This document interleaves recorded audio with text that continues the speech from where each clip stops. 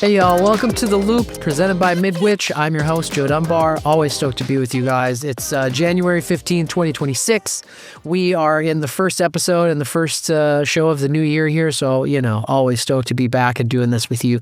Later on in the episode, I have an interview with our head of emerging markets here in the US, and that's Chris Neto. Chris travels all over the world, super popular on social, basically leads our business development team. So you're probably already familiar with Chris Neto, but if you're not, stick around. Chris and I are going to chat CES, where Chris recently was, and basically trends and kind of 2025, 2026 transitions and trade shows. So stick around for that. As always, before we get into that, I've got a couple company updates that I'd like to share that I think are important for our customers to know about. One of the first ones is, and probably the biggest one today, we've got a new partnership that we just launched with a company called TurtleAV. TurtleAV is an electronics manufacturer. They're based out of Melbourne, Australia. Melbourne, if I can do it. I'm terrible. I didn't do it. Don't tell anybody.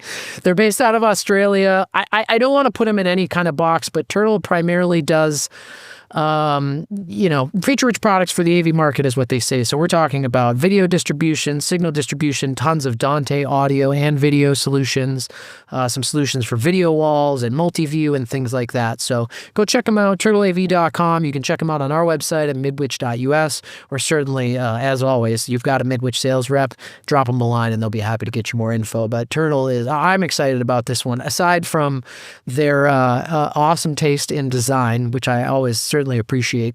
The products are rock solid. They are well thought out. They're extremely well priced. There's great margins in them. They work great as far as my experience has shown so far. I've got some more products on the way to do testing on, and we'll do some updates along the way, but huge news having TurtleAV added to the Midwich catalog here in the US. Second announcement I have to make, Dynacord has launched their V-Series amplifiers, so go check them out if you haven't yet. Essentially, there's like two amplifiers they put in this lineup. There's a 2-channel half-U and a 4-channel full single-U rack space, and these are well designed for like medium size installation snares, fixed installation, that type of stuff. A couple features they have that I am a fan of across the Dynacord brand and a lot of models anyway. Their power tank power sharing functionality is awesome, so you can share wattage and power between channels. The variable load drive helps with the power tank functionality as well, and then so that you get the consistent channel to each side. And then the EcoRail and PFC power supplies, they go through these on the website. We've gone through them in a lot of our trainings as well. Essentially what these functions and features do is allow the amplifier to be extremely efficient with its power. If it loses power, the power on time is very snappy, and you'll get audio back nearly instantly. So check out the V-Series amplifiers if you're doing any kind of fixed installation work. Dynacord obviously has a ton of great amps, period. But for the fixed installation stuff, the V-Series amps they're worth checking out. They're great, affordable, good margins again, and a lot of functionality. I'm a big EV fan across the board. Two more announcements. The next one is the InnoGenie Cam track is coming soon, and I want to put this on your radar. They announced it. I think the first announcement was Infocom of 2025. Don't quote me on that.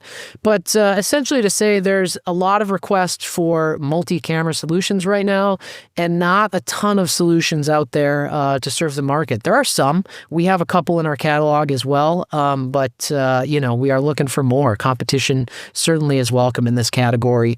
I certainly have a favorite product in this category, and when InnoGenie gave us a preview of this product, I was pretty impressed with what they were able to show us. So once I get one in my hands, I'll be able to give you guys a little more details, but I'm excited to see more people getting in the game, and especially a manufacturer I have so much respect for in InnoGenie.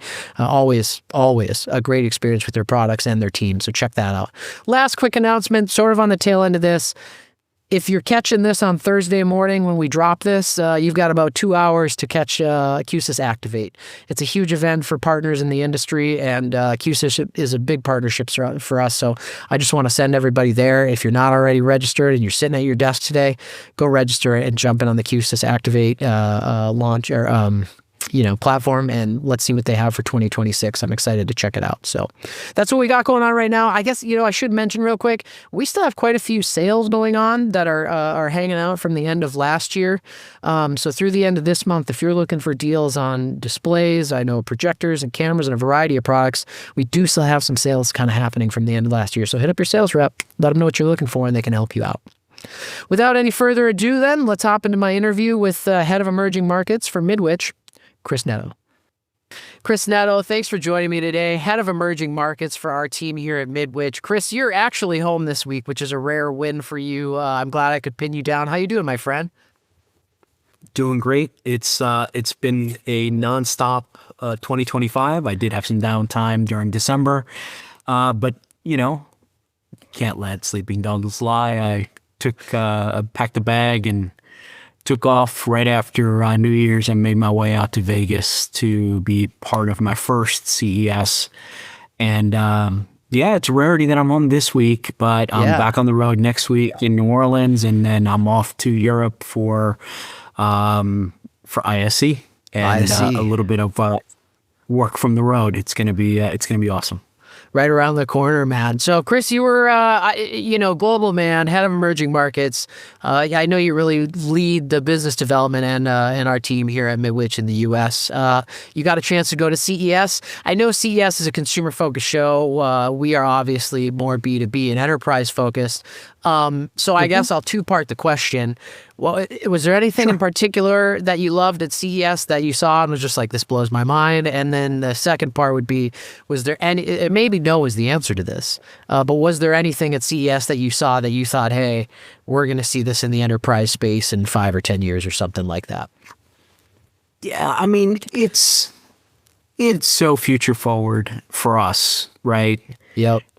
We as an industry can't get out of our own way. We're still talking about the same themes we were for the last 10 years and trying to improve on something that, is there, whether it is clearer audio or better transport or you name it. I mean, we will continue to go over that same technology with a fine-tooth comb, but the way things work now in the world, and I think this is kind of where, my desire to go to CES is that, ultimately we service a customer.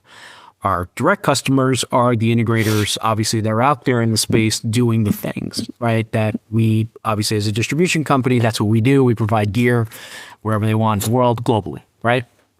But one of the things that we have to be very cognizant of is consumer trends and where the consumers are heading.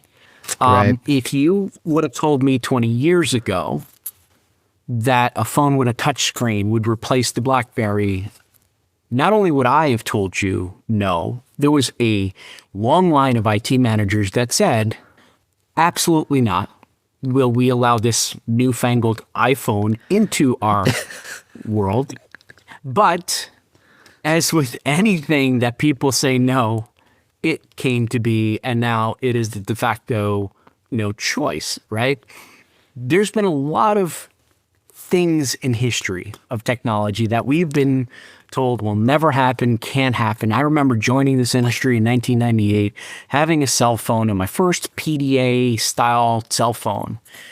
And I'm like, man, one day maybe one day we'll have video on this thing. Can you imagine? Here I am at this time working on $150,000 picture-tell video conferencing systems. Yes, boys and girls, I was near that end. You're going deep in the catalog here. I love it. Dude, I just flipped through the whole Sears catalog to bring out the picture-tell reference. But yeah, that was at the time. It was the picture-tell boat anchors that we had to move. They were very dependable for many years, but you had to mortgage, take a small mortgage out to buy one of these things. Not the case today. Definitely not the case today. Obviously, we did not, could we foresee this coming? Yes, as obviously one thing led to another. So let's also take that into consideration. The work from home that we do today is made possible because we have high-speed internet. There is no way today's world can function on dial-up, right? Oh, sure. So the advancements in obviously internet and high-speed fiber and all that stuff coming to the home, he's made a lot of things possible. So folks, stop telling me that things that show up at CES are never going to hit us, because they will. It's just a matter of time.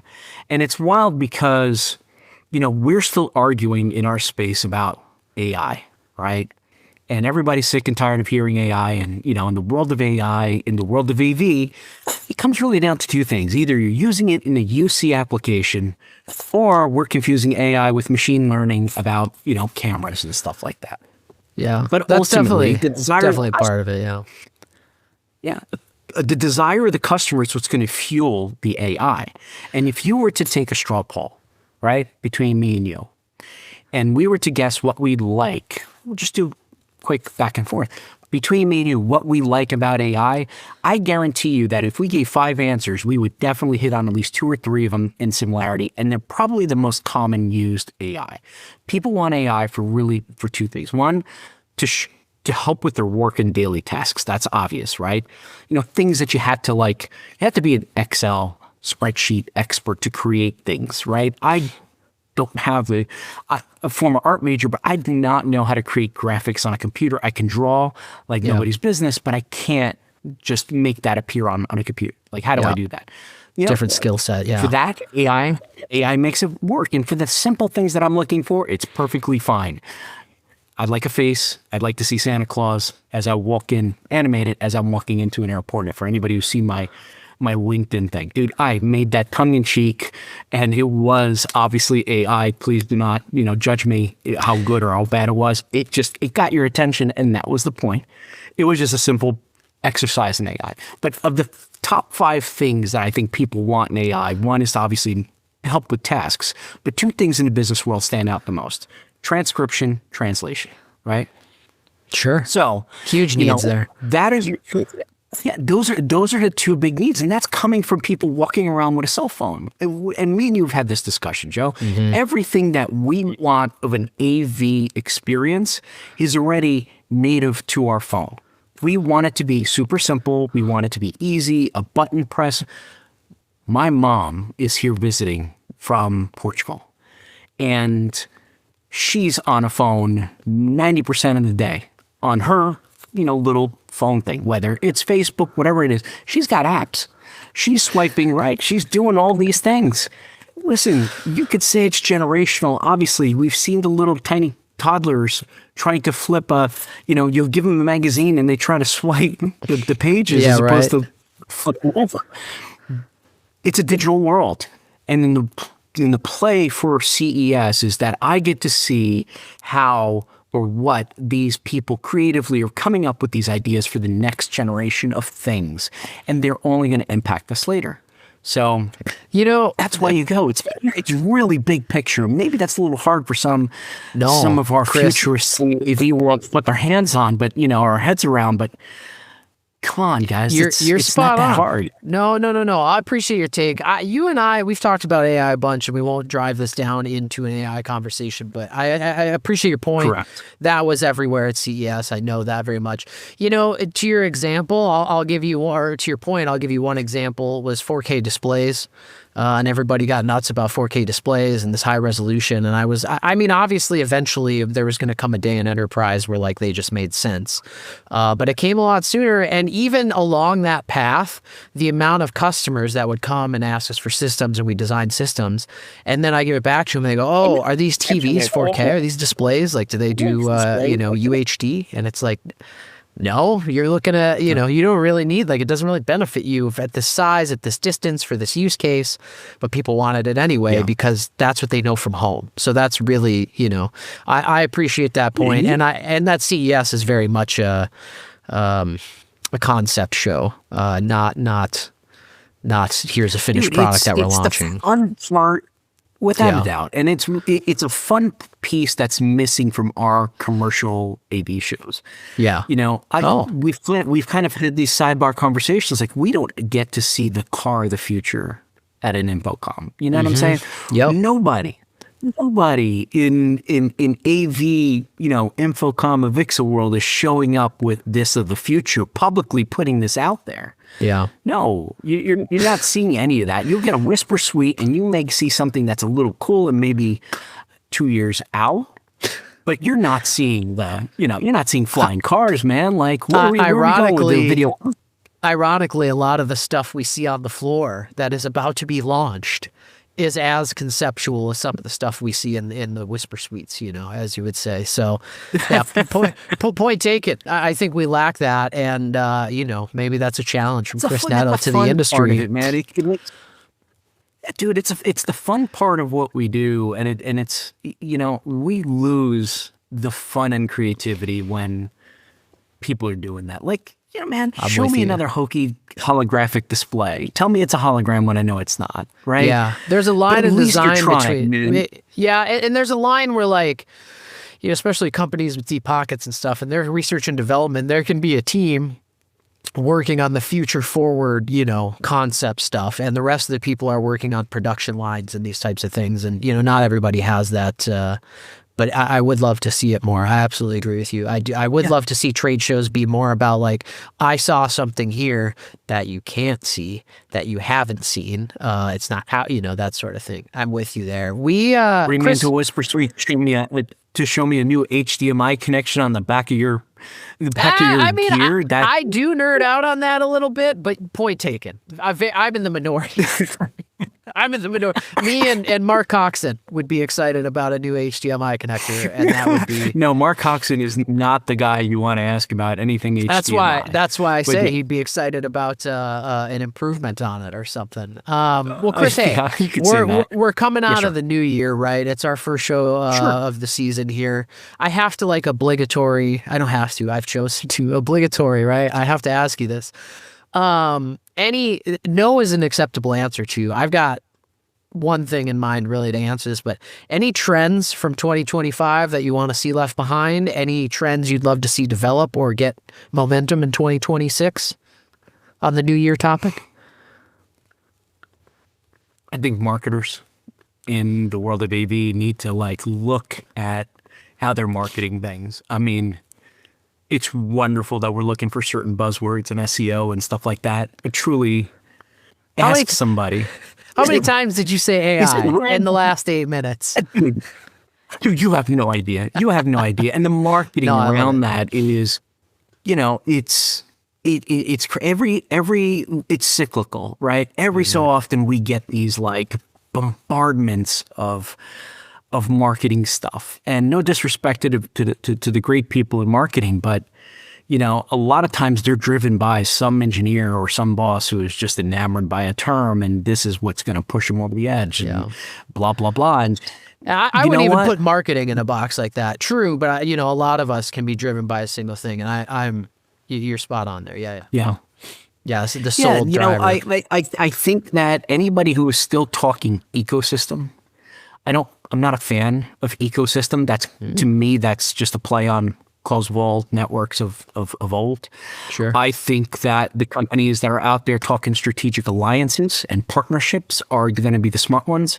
I think that is breaking down a lot of the of old mindset. I mean, if we learn from 2020 and on, is that if you have a piece of gear in your ecosystem and it goes out and your ecosystem is dependent on a complete circle based around that design, and that part is missing or delayed or non-existent for the next 2 to 3 years, you're stuck. You're stuck. You're in a bad spot.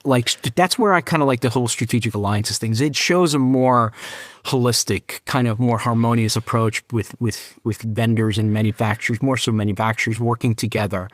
You don't have to be, and I've been around long enough to see companies that want to be everything to everybody, and that's great and that's awesome. If you're going to put out a quality product, please go ahead and do that. Yeah, it's a tough thing. It's a tough lift to do that.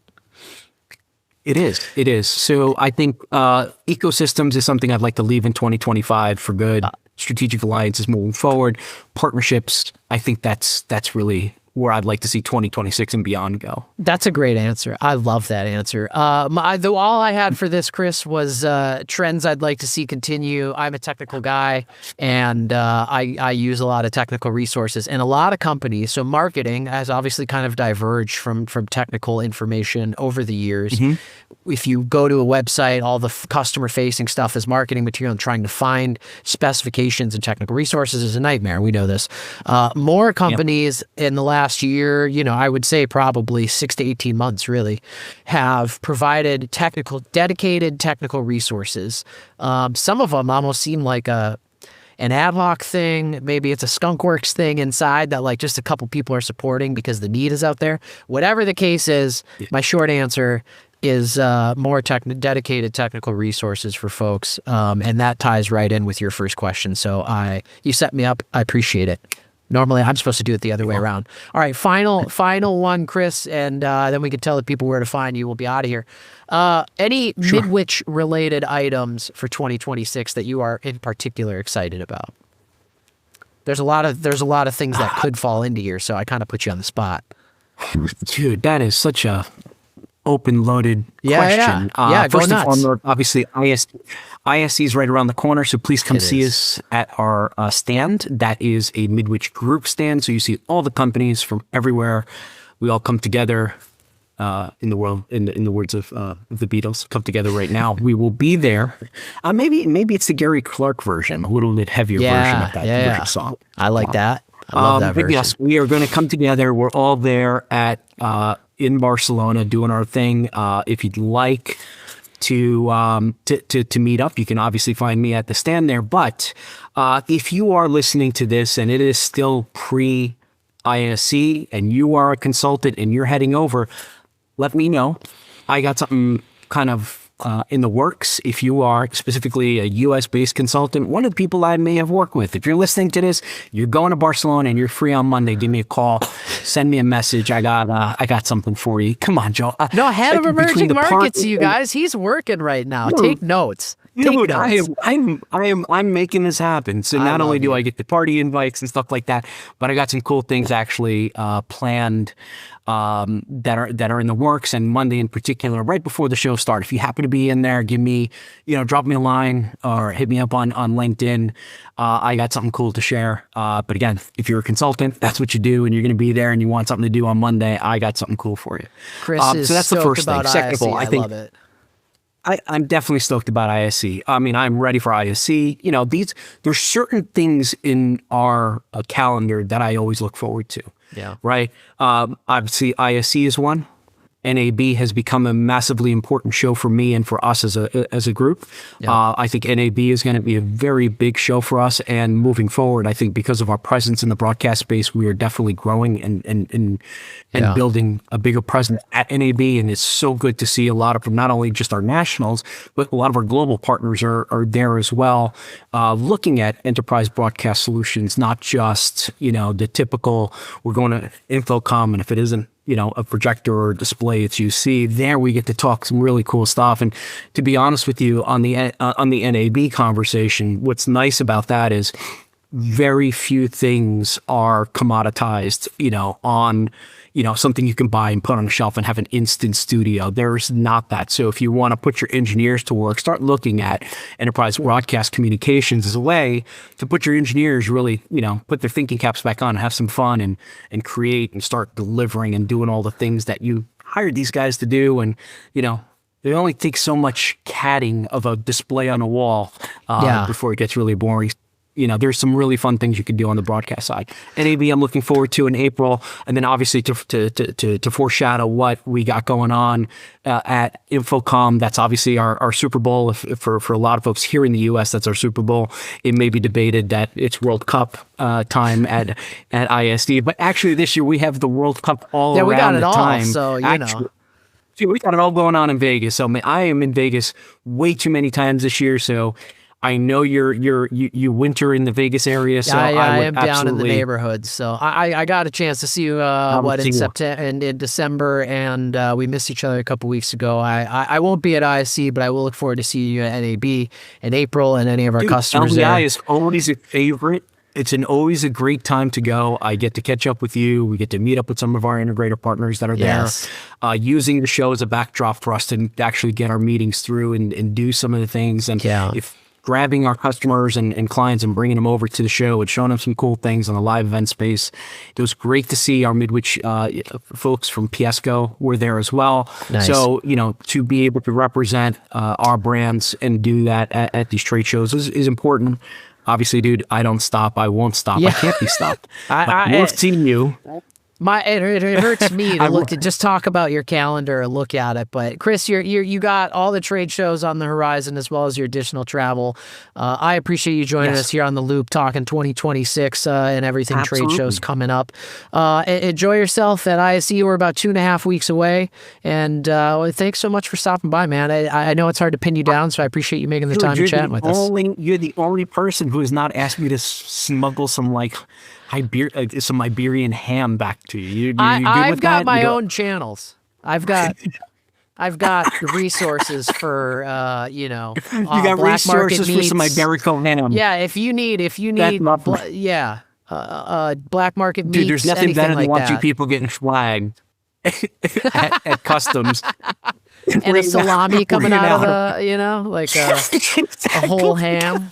I love it. Was it worth it? Was it worth it? Seriously, dude. Please don't get acquired on the way back trying to smuggling anything in. All right. No, right. not at all. No, we are going to keep this very, very, very, very civil, very non-political. I will just be careful if you're bringing no stuff back. No, I appreciate it, Chris. Thanks so much for joining us, buddy.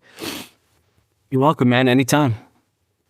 All right, so there you have it. Head of emerging markets for Midwich US here, Chris Neto. I thought maybe we'd get through a episode without mentioning AI, but I know better. I know the world we live in. You guys, we had to talk about a lot of great stuff today. I'd love to hear your thoughts, feedbacks, comments, compliments, concerns, criticisms, whatever. The comments are down below. Please be nice to each other, and we'd love to hear what you guys have to say as well. So we're wrapping up. Our sales team is heading to our all-hands kickoff next week in New Orleans, and we'll be back in about 2 weeks. So I'm looking forward to it. And until then, we'll see you next time. You're on The Loop.